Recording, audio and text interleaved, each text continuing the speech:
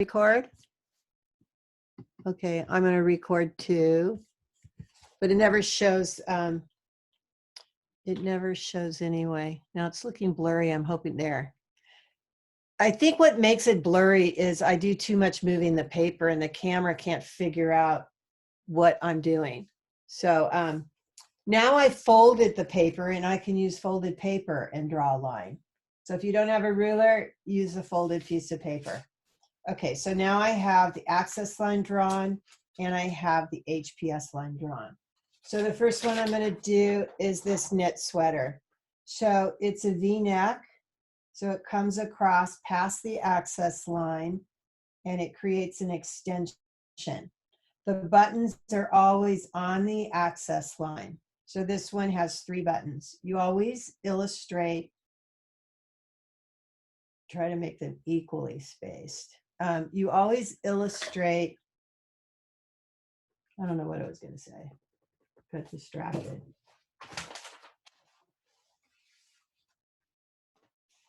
So this is my extension going past the access line. And let's see, going to make it about right here. Okay. And I'm going to choose, I don't think I gave myself enough room, but I'm going to make it a 3/4 sleeve, only because I didn't give myself enough room. That's okay. So I chose that hand. It's going to have a seam and it's going to come straight down. So right now it has a binding on it, a band, and it's going to have ribbing. I'm going to see the back of it. Okay, so now I'm going to take it off so you can see what I've drawn. So far so good. So I can take my ruler and clean it up. Just get everything a little straighter. So even though I freehand drew it, I'm cleaning it up slightly. So it's going to be knit. So I'll see these little knit lines right here. It's going to have ribbing on it. So I'll see the little bit of ribbing on it. And I will see the back of the neck. And then right here, I'll use either diagonal lines or marker to show the back side here too, to show the back side. It's going to have buttonholes. So I want to show the buttonholes. And usually on a jacket and a sweater, I just did it wrong. The buttonholes will be horizontal. On shirts, they're vertical, but on a sweater or a jacket, they're horizontal. Okay, so here's my flat. So right now I have everything in pencil. And there's my front, only 1/2. I fold over the paper. And I trace the entire silhouette shape. And then I decide, what will the back look like? Will the back have any detail or feature different? So this is a knit and it's got ribbing on it. I might put, like my sketch, it had a cable knit on it and some different, this one's like a little twisted knit. I'm going to show it. So I started with, wait, excuse me, I'm doing the back view. So I'm going to see this neckline come across. Okay, so now I have it. I'm going to show the seam. And I'm going to again show. So flats have to be precise. Flats are a contract to have a garment made in another country. It's a legal contract. If it's illustrated incorrectly, they're going to create what you drew. So it's important that it's accurate. Usually you work on a team and there's more than one person responsible for getting accuracy. They'll also measure all these distances, and all the measurements will be given to the pattern maker and the sample maker. Okay, so there's my back view. So what I don't have on here yet is my knit design. So I had cable knit about right here. It's just a little, looks like a little braid. And then I had another stitch. I just call it a popcorn stitch. And then I put the same cable, and you really can't see the full twist, but I put it on the outside. Okay, so there's my cable knit with the detail, and then on the back, I'm going to decide how do I want to do it in the back. So I might repeat the cable, but I might just end it right here. So it ends and it just does a yoke. That might be my decision. And then I'll see more of that cable on here.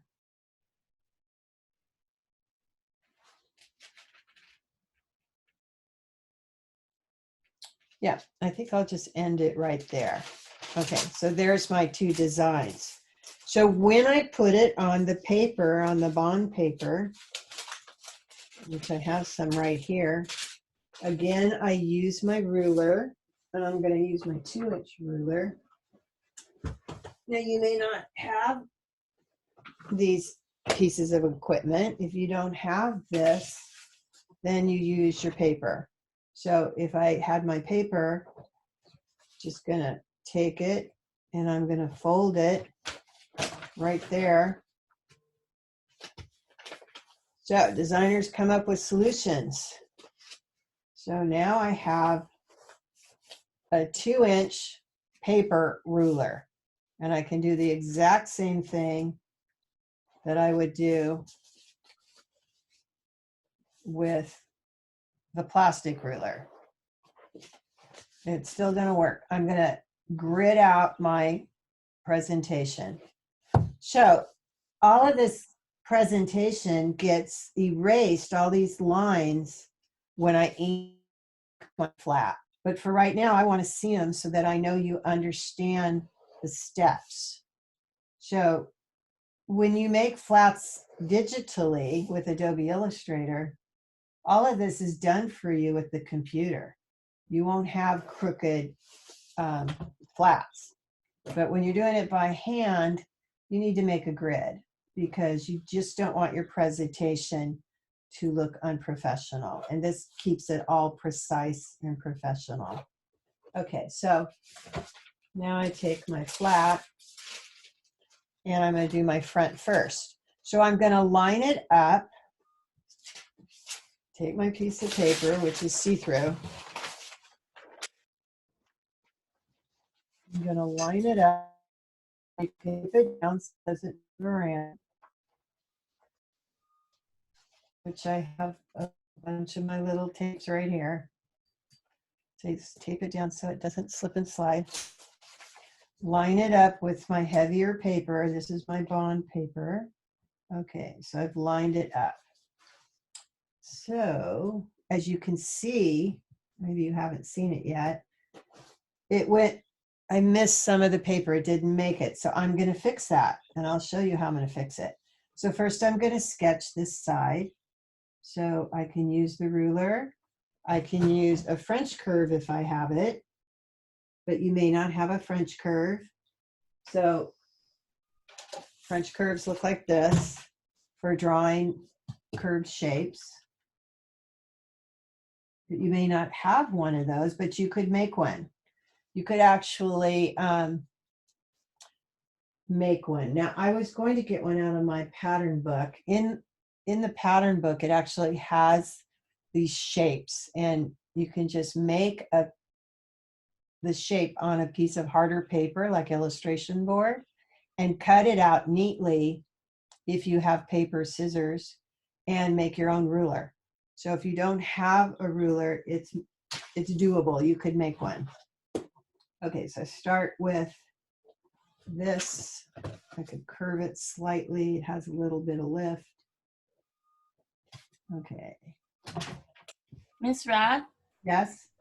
so could you maybe show an example how you would do this without the curvature? Oh, yeah. There's a couple things you could do. You could go around your house and look for curved shapes. Like Oh, yeah. a lid to a jar. You could probably like, oh, there's no water in here. Let's see. You use a cup. Yeah, I have a wine glass right here. There we Oh, go. nice. What are the odds I have a wine glass right here? But that'll work. Does that make sense? Yeah. So, you know, you just never know. Who would ever know we were going to have a pandemic? But just about everything, you had famous artists like Leonardo da Vinci. They didn't have fancy paintbrushes. They figured out what they had at home and they made something. And so we're in the same situation. We can make rulers and French curves out of anything. So you just go around your house and start collecting things that you think will work. And you'll be surprised. Okay, so this I said I was going to fix, and then I started talking and I wasn't thinking. So I'm going to fix it and I'll show you how. Only thing we definitely can't create is an eraser. I don't know what it's made out of. But I don't think I could come up with an idea of how to fix an eraser. So I made this sleeve and it doesn't fit. So I'm going to fold it just like that. I folded the tracing paper and now I can create that fold. And so here's the line so I can see it. There's the line. And my sleeve now is going to fold. And I will erase all of that. And now I have the sleeve and it's folded. Make sense? You understand what I just did? I just took that tracing paper and I folded it and then I traced it. Okay, so here's, oh, and I did this wrong. Okay, this is a little boy's shirt. So I made a little mistake here, but I will fix it. Because it's going to fold over the other way. Okay, so now you may not even know what I'm talking about. I shouldn't have said anything. Okay, so now I'm going to flip this over the other way. Okay, so I'm going to tape it down.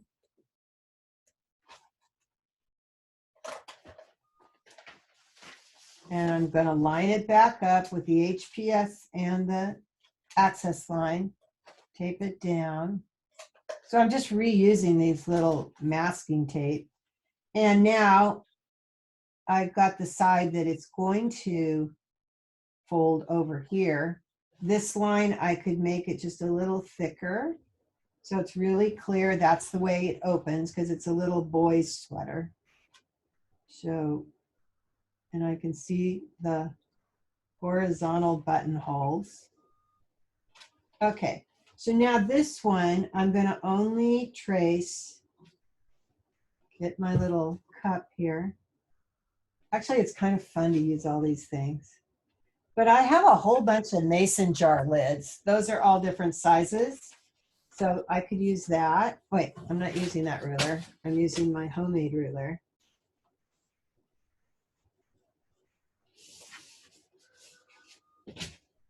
And maybe I can get that slight curve. Yes, I can. Okay, I got that slight curve. And now I'm going to go under here, untape it, lift this, and this one, I'm going to slightly pivot it down. So I'm going to take all these tapes off so I can slightly pivot it. Okay, so you can see it underneath. I'm lining it up, but now I'm going to pivot it so that sleeve goes down. So it's the exact same sleeve,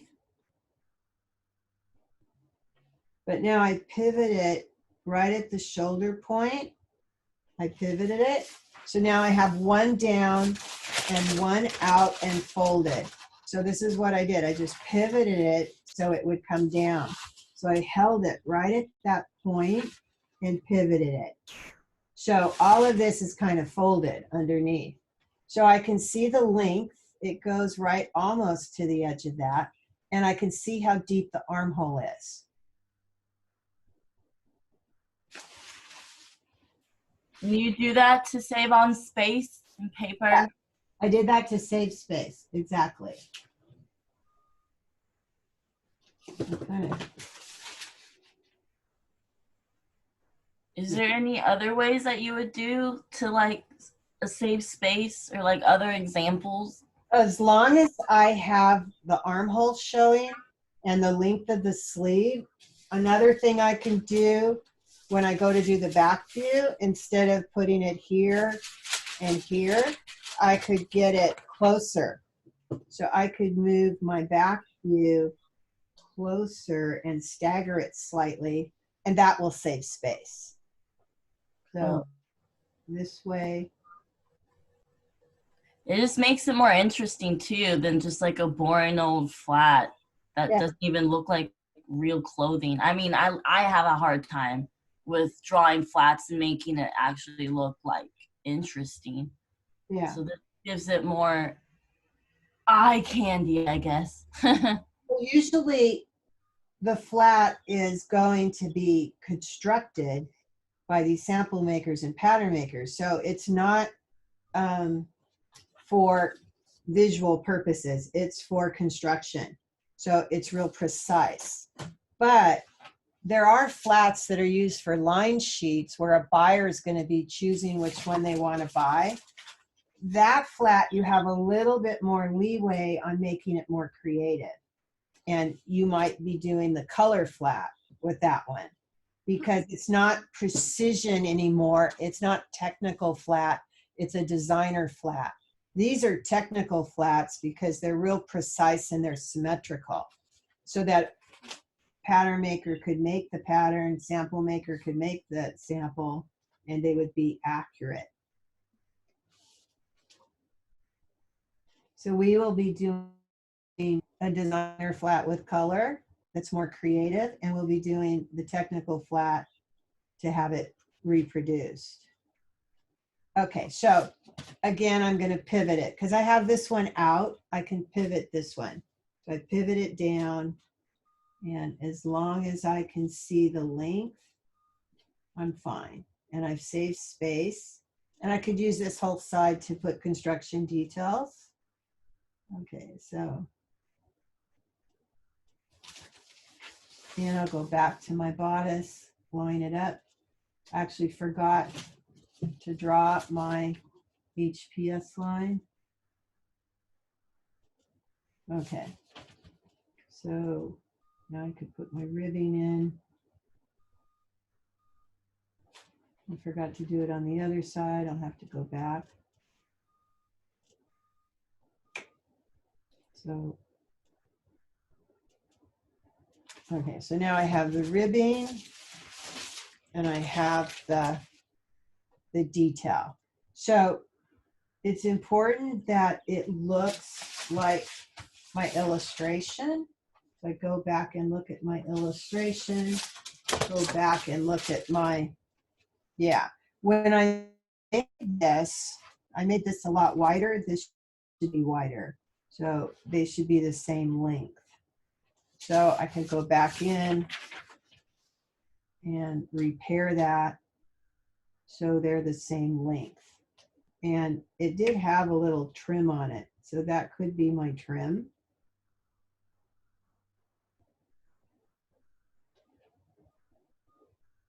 Yeah.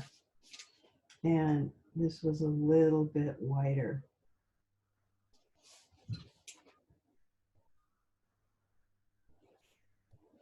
The trim was over here.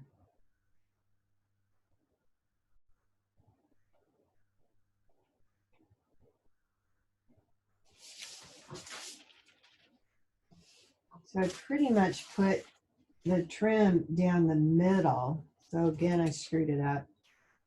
I got to put it down the middle.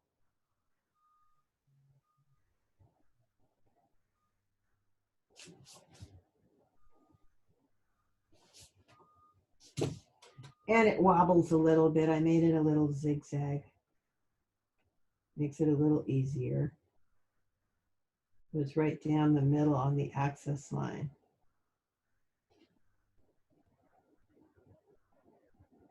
And then the ribbing. So if you had an ink pen,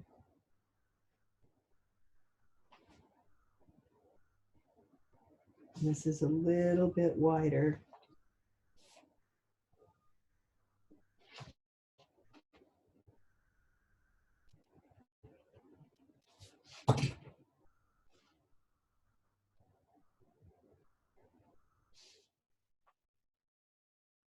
Okay, so now if you had an ink pen, so here's my ink pens, and you can see you want a thick ink pen and a thin ink pen. So here's a thin one, that's a 005. The 2 is pretty thin too, and it's sturdier than the 005. So I think it's better for a beginner.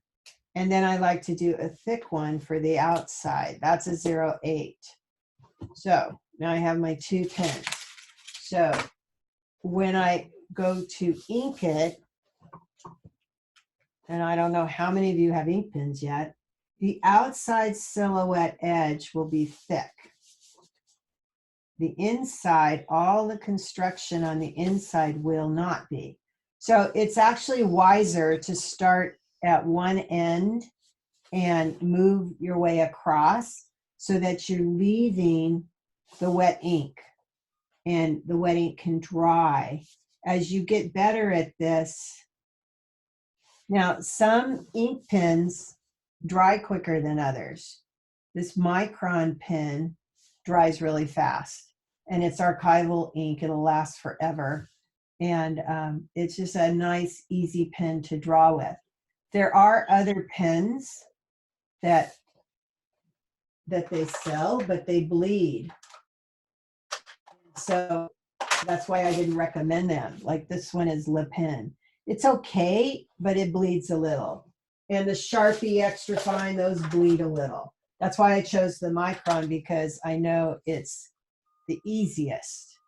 And that's probably the biggest problem when you have a budget. You're stuck with what you can find, and makes it harder for the beginner because it might bleed. So you just do your best. Okay, so I'm only doing the outside edge with the thick marker. I'll get my little wine glass. I don't know, it's kind of fun to repurpose things. This actually works pretty well because I can see through the glass and I can see if I've got it right. It actually works pretty well.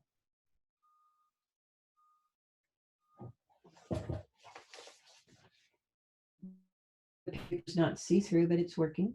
It's definitely working.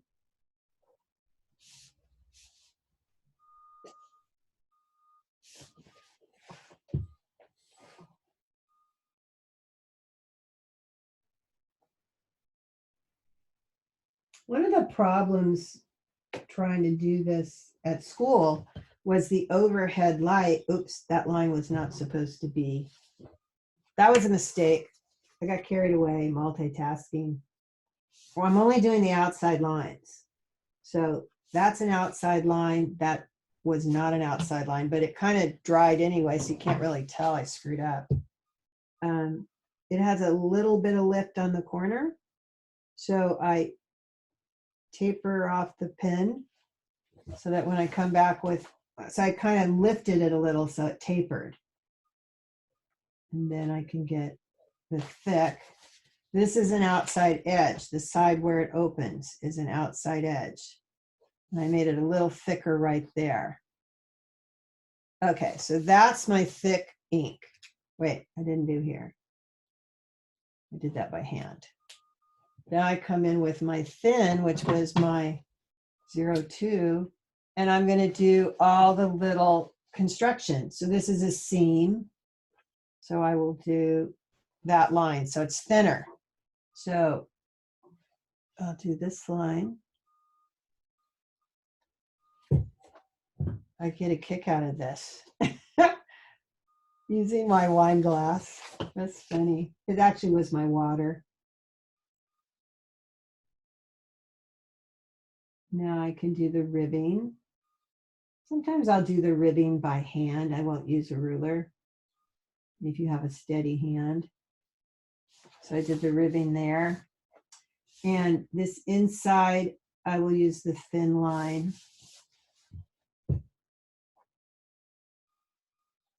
And then I'll just slightly join it. Looks fine. So do you all have a wine glass at home? Yes. Yeah? Mm-hmm. Perfect. Okay, so this one I can get away with drawing myself. And this one I'm going to do by hand. So which one do you think looks better, the ruler or the hand? Now, they should look the same, and that one's looking a little wider. So which one did I screw up? This one. It's right there. I screwed up. It should be about that size. So, perfect example. I didn't do it on purpose, but I'm glad I did do it because now I'll show you how to fix it. So, this is the Presto whiteout. So, I'm going to use it. You can sample it on a piece of paper first so that you don't make a mess. But I come in here and use the whiteout, and it's fine. Usually, whiteout will be used, and they'll just go make a Xerox copy and put the Xerox copy on the pattern card or the spec sheet or the line sheet. So it doesn't matter. You use this when you make a mistake. Okay, so we have ribbing on all of this collar.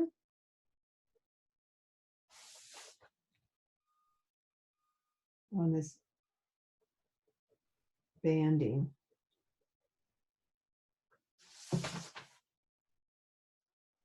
But you can see all the detail is the fine line. So this was, I forgot that this had the ribbing on it, or the cable stitch. So I used the fat marker. So I got to go back over this and just make that a little thicker. So I'll just dot it a little bit. You won't, just to break it up a little. So you don't see that harsh line. Or I could white it all out and just go back over it after it dries, which is probably going to be easier. So do not be afraid to use your whiteout. You're not going to get points off for neatness that you used the whiteout. I want you to use the whiteout. So I have to decide if that's folded. Is the ribbing going to be here or here? It's going to be, I think, I have no idea. I have to think this over. Okay, the ribbing is here. Yeah, because I couldn't think. Okay, and it folded like this. Okay, so the ribbon's going to be here when it folded, because it's folding right here. Again, we wipe that out. There's the folded edge. Am I making sense?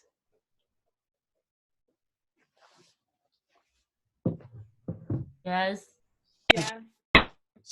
Okay, so if you have the ability to type, then you want to do your construction details with typing. So if you have the ability to draw your sketches and scan them and then paste them up to a document or Photoshop and then, or Adobe Illustrator, whichever you have the ability to use. Even Google Slides, I think, gives you that ability. And then type it instead of handwrite it if you have that ability, because it'll look a lot more professional. So if I was going to describe this one, I would call it a V-neck cardigan. Wait, Miss Brad, Yes. how do you scan picture Um, or There- drawing? there's several ways. You could scan it on a printer and make it a JPEG. You could get an app on your phone. There's one called ProScan, something like that. I did a search for it the other night, but it's something like ProScan or Scan Pro. I'm not sure which came first. And then it makes it into a document or in their JPEG, and then you can paste it, copy and paste it into a document where you can do text.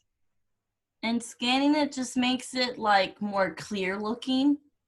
It just makes it so you can put it on your computer and you can start manipulating it with your text. Oh. Yeah, because right now it's just paper. We used to just Mhm. paper and stick them in our portfolio, but now we have to put them in our presentation.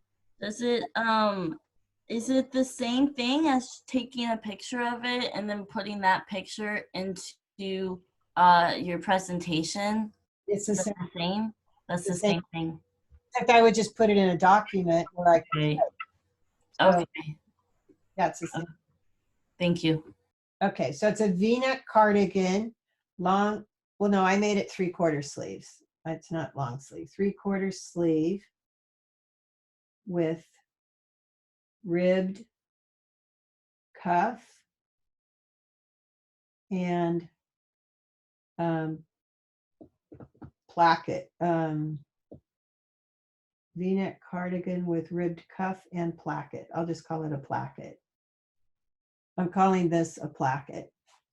It has cable, knit detail, and well, I'm going to give that a name, popcorn stitch. Just give it a name, popcorn stitch. Okay, so there's my description. So I haven't put the detail on it. I forgot the detail on it. So does this look doable? Think you could do this? Yes. So this is the 005, and the 005 is the finest, thinnest line that the company makes. My 2 is actually thinner because it's getting dry. So this is what I call a popcorn stitch. Which one is the smallest pen? 005. The problem with 005. Okay. 005 is it's so fine that it's easy to split if you push too hard. And that's why I recommend 2. Because with the 2, you can still get thin. Now I'm drawing with the 2. My 2 is even thinner than my 005 because it's drying out. That's one reason. But it's a firmer, stronger tip. So I don't have to worry I'm going to break it. The 005 is easy to break. And when it breaks, it becomes like an 8. It becomes really thick because it splits and the ink is actually dripping out of it. Oh, wow. So most beginners break these within the first 2 weeks. So I never recommend using this till you've been drawing about 6 weeks, because then your hand is stronger and you don't draw as heavy. Okay. So I would recommend the 02. It's Okay. fine. It does beautiful work. The 02 is nice for doing the details on faces. So if I was doing a face, I could get a really nice eye with this fine line. And with the 005, I can do it too because it's so fine. But this one is a sturdier pen. The 02 is much sturdier. But the thick one is too hard to make that little detail. It's too thick. See, I can't get a lot of detail with it. It's so thick. Okay. Okay, so that's a little review of doing a flat. When you go to do a pant, it's important that you decide how wide the pant is and how much room you need to show that it's a pant. Because if you use this foot and it's a really wide leg foot or leg, it's going to end up looking like a skirt. And then it's going to be hard for the pattern maker, and you're going to end up with a skirt instead of a pant. A lot of times you're sending things off to another country. I think things are going to change with COVID, so this might not be an issue anymore. And seriously, when I first started out in fashion design, nobody was sending things overseas. Overseas was the beginning of fast fashion. And that's when the garment industry started shifting everything to overseas. When I started working in the garment business in the early 70s and 80s, everything was made in LA. It was not shipped out. So you didn't have to make technical flats. You would just be right there with your sample maker and your pattern maker, making sure it was made precise. But when it goes overseas, that's the importance of learning these flats. So I think we're going to see a huge shift because of COVID to a lot of garments being made locally now. And it's going to be great because it gives you more control and more creativity. So if I'm going to do a wide leg pant, I'm going to use one of these two legs. So let's just say I'm doing a really wide leg pant. So here's my crotch. Here's the center of my leg. And I'm going to make sure that that distance, whatever that distance is the same. Okay, so here's my pant. And then it's going to come out. Well, so I guess I would call this like a culotte. Have you heard that term, a culotte? I don't know if you've heard it or not. Okay, so there's my wide leg pant. I have plenty of room. I'm going to know that that's a pant. It's not going to look like a skirt. And I used the widest leg. So depending on your width, that's what leg you should use. So when I'm looking at this one, it's pretty wide. I'm not going to use this one. I'm going to use this one. So I'm going to determine how short I think that is. It looks like it went below the knee, trying to get it evenly spaced. So here's my cuff. And okay. And I'm going to give pretty good size button with buttonhole. Do not forget your buttonholes. The J-fly zipper is top stitching. It's not a solid line. The Western pocket comes here. I'm going to make sure I draw my access line and my waistline. Okay, so let's see what I got. Okay, so if it's below the line, the waistline, this is my waistline, you're going to see a little bit of the back because the back is higher than the front. And my Western pocket, it's going to have a rivet. It's a little metal piece that fits and it holds down the corners. And then the top stitching is on the edge of that pocket. It's not on this side of the pocket. This is the side where the hand comes in. So I might make it a little darker to indicate the hand goes in there. Okay, so now I'm ready to put it on my paper with this one. Same figure. I'm going to lower it slightly. It's going to be down here.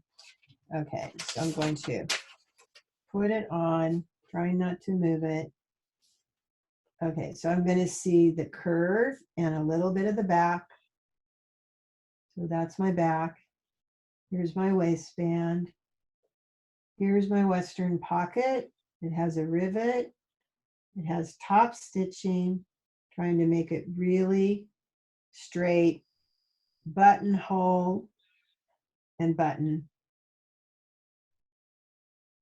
Here comes the cuff. It wraps around. I can tell it folds up. It wraps around. I can tell it folds up. I'm going to draw this a little bit longer. And now I'm ready to flip it over. So I flip it over. I match that up. And I can use the ruler, just trying to lightly draw it. I can clean it up with the ruler after I draw it. Trying to make sure I get it accurate. And then I will double check it. I'll measure these, that they're the same, and I'll measure this and this. This one looks like I got it a little bit there. It has the Western pocket. And on this side, I'm going to give it not just the Western pocket, but a little coin pocket. So it's asymmetrical. Now I might decide I want a belt loop on here. So I'm going to take and draw one belt loop. So maybe I'll put it, I didn't give myself much room. It usually goes down past the waistband. So I drew one only. I'm going to have that belt loop on more than one spot. So here's that belt loop. Okay, there's that belt loop. So when I flip it over, I will put the other belt loop. Lining it up, making sure I get the placement right. And making sure both belt loops are exactly the same width. And then those belt loops, they must look identical, is going to have a bar tack, which stitches it down. Usually it'll be at the top and the bottom. It just reinforces it. Sometimes there's a bar tack like right here on the fly zipper, and I might make it a little thicker, that line to indicate that's where it opens. Now, his pant, put it back on the dress, the template. Here was the crotch, and I made it a little longer. I don't know why I did that. Let's see why I did that. I don't know why I made it so long.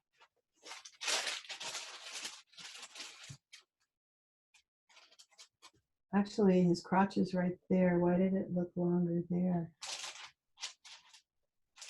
I guess that's just what it looked like to me. Let's see.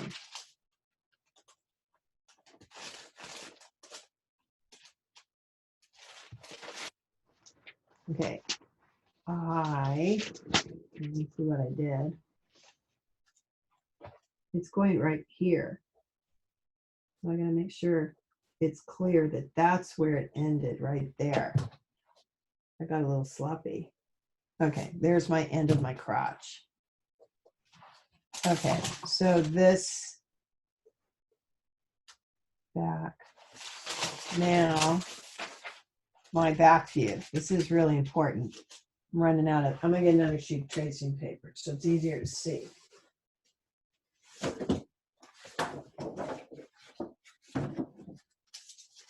I like this tracing paper because it's really easy to see. Not all tracing paper is that easy to see. This is Canson tracing paper. Some of it's really hard to see through.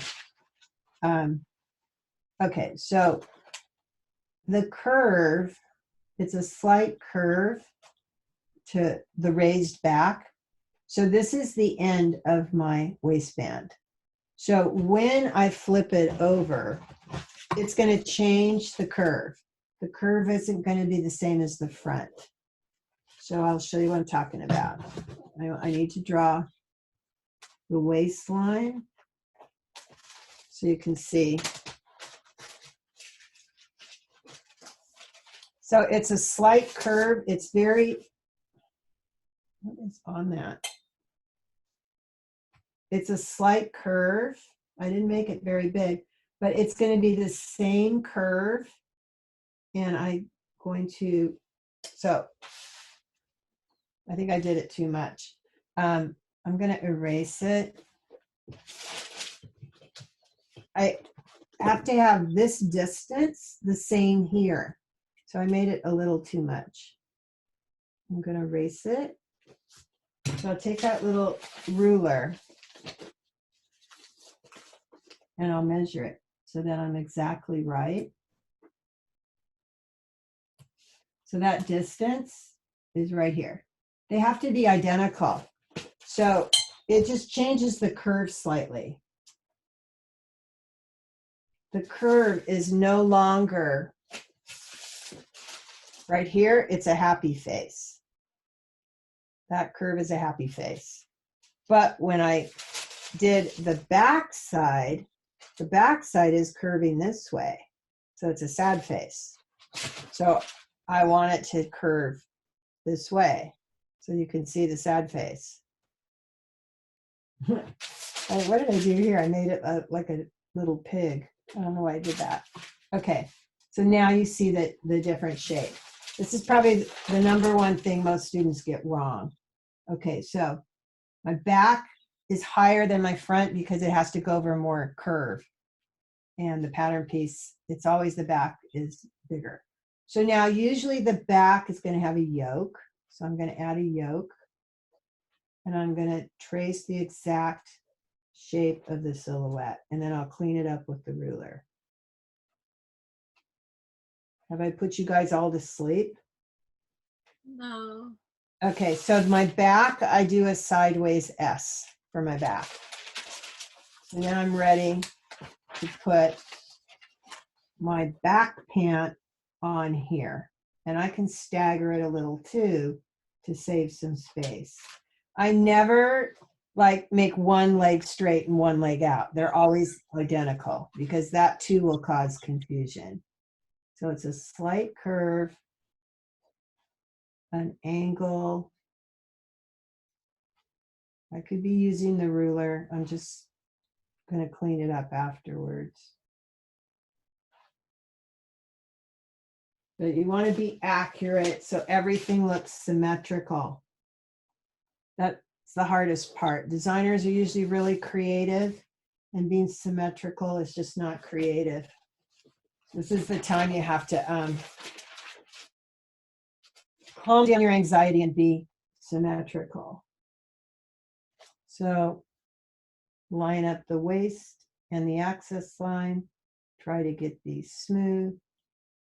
Miss Rad, Yeah. is there anything else that you wouldn't fold? I mean, obviously, like a dress, you wouldn't do that, right? Or You know skirt. where I folded the arm? Are you talking about like when I folded the arm? Yeah, because you said you always keep the legs straight. Is Yeah. that what you meant, that you never fold it? Yeah, like the arm.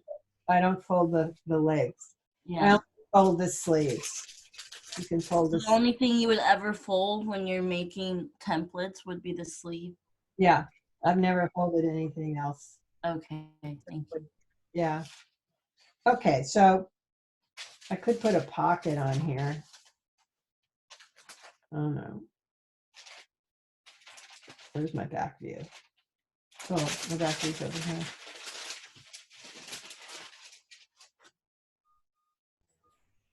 Are you gonna use you're just gonna draw the pocket? I was wondering if you're gonna try to use the wine glass. Oh, to make your pocket? It looks too hard. It's too small. Actually, I do have rulers that have curves on them, like circles and rectangles. Mhm. And I bought them for years to use them for flats, and I've never used them because I can always draw it quicker than I go get that darn ruler. Yeah. So, My pockets always look uneven. so the French curve does have little cutouts on it. I don't know where I buried it. Here it is. Some French curves have little curves on it, so I could actually do, the littler ones do. Let's see if I got one in here. Oh, I see. The littler ones have some curves. They look like paint palettes. Yeah, like this one has a lot of curves. So I could actually make a pocket out of that. That would work. Let's see. This was a set you bought, right, Miss Rad? Yeah, see, it makes an Okay. ugly curve. I don't even like it. Looking. So.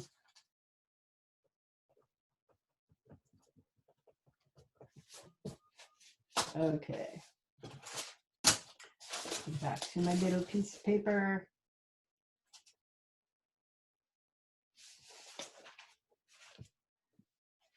Okay, so I was going to do that pocket that I put on there. We'll line it back up and then pocket. Trying to make sure you get it symmetrical. That's why I drew these lines here, so I could try and get that point in the center. That works good.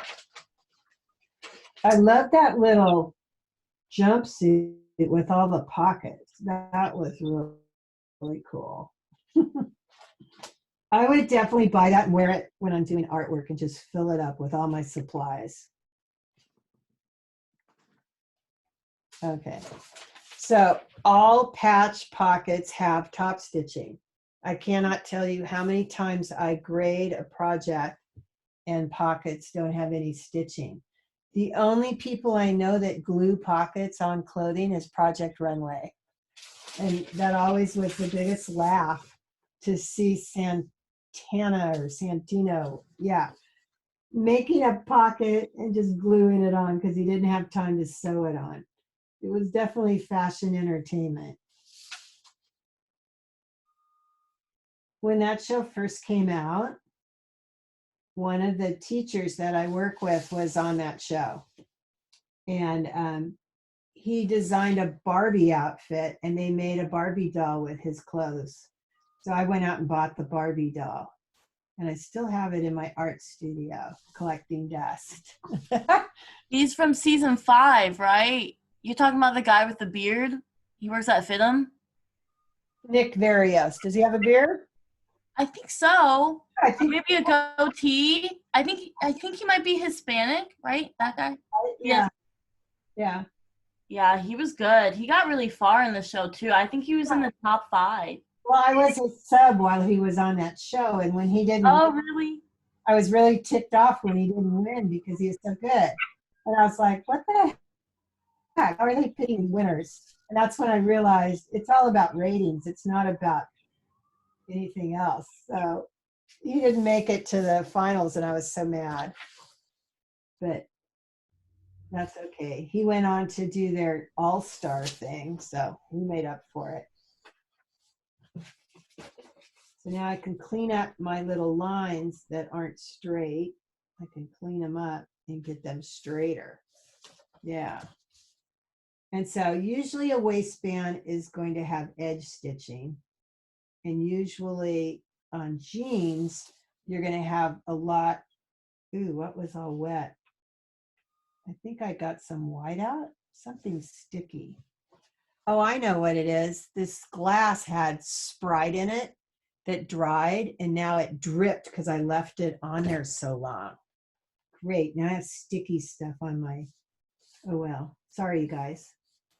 Okay, so usually the edge of the pocket is right here and this will have 2 rows of stitching, double needle. But usually the waistband is edge stitched. And usually one side of this crotch seam will have double needle top stitching. So I didn't know this till I worked with somebody that worked for a jean company.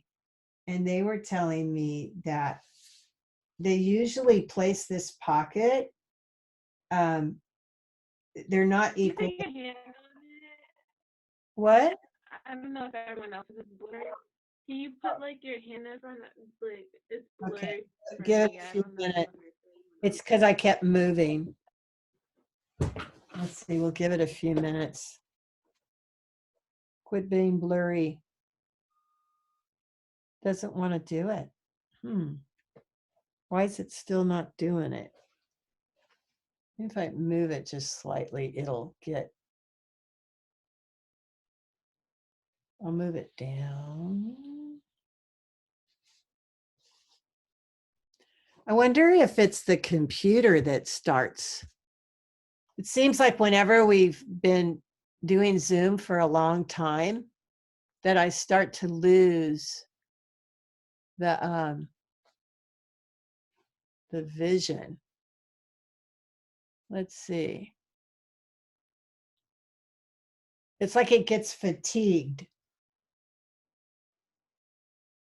Yeah, it's saying right now that your network is low. Your It does? network bandwidth is low. I don't know if that's just me seeing that. No, I think you're right. I have a hotspot. Where did I put it? I could switch. I don't know if it'll knock me out of Zoom. I'm going to try. Let's see. If it. That made a difference. Okay, it switched. So let's see. I don't see my hand. Now let's see what it's doing. Are you still there? You can all hear me? I can hear Yes. you. Yeah. Well, it's still blurry, isn't it? Yeah, the screen went small. I mean, probably not for anyone with the, I mean, you know, people with a laptop, it went small. It did? Uh-huh. Let's see.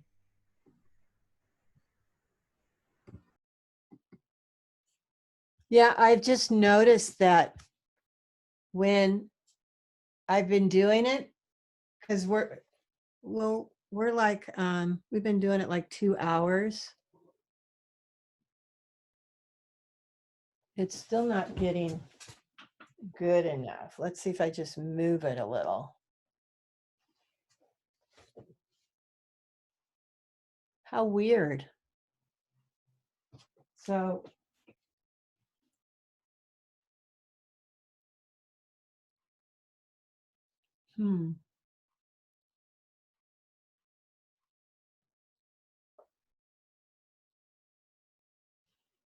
well, what we could do is we could do lab, and then after it has gotten better, I could go back to demonstrating because it's really hard to see it. Let's see, if I go back to me, let's see, if I go back to me and then go back to my thing, I wonder if it'll refocus.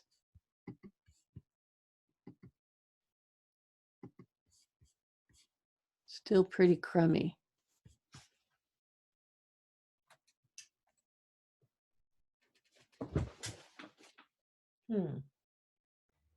I guess maybe if you can't get it to focus, you can always like film a video later and then post and we can watch it if you want to keep going with the class. That's a good idea. That's Yeah. a good idea. I think that's what it is. I think it just gets fatigued. So if I give it something different to look at, that's still pretty blurry too.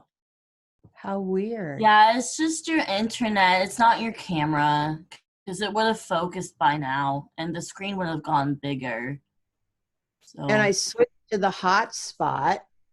So that didn't seem to make a difference either. If I I switch, mean, you could always reboot it. Like we could go on an early break. You can come back or something, like log out, log back in. It might work. I don't know if I'll mess up the code on how to get in, but no, I think I'll close down my iPad. That's what I'm filming with, and then reboot it. So we can take a break and we'll see if that makes a difference. That might be what will work. Okay, so it's 8:52. Okay, so we take a 25-minute break.